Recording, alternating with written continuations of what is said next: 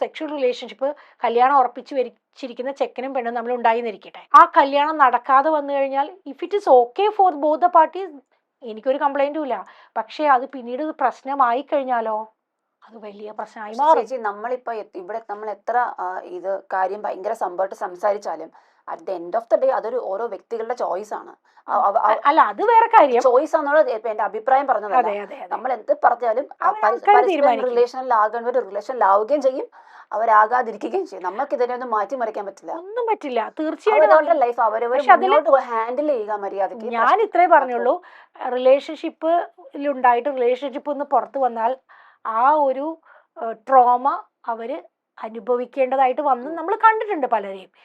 വിവാഹത്തിന് മുമ്പ് അങ്ങനെ ഒരു റിലേഷൻഷിപ്പ്, സെക്ഷൽ റിലേഷൻഷിപ്പ് ഉണ്ടായാൽ അത് ഏതെങ്കിലുമൊക്കെ തരത്തിൽ എവിടെയെങ്കിലും അത് നടന്നില്ലേ, കല്യാണം നടന്നില്ലെങ്കിൽ അത് പിന്നീട് ഒരു ബുദ്ധിമുട്ട് ചിലർക്കെങ്കിലും ഉണ്ടാക്കാം.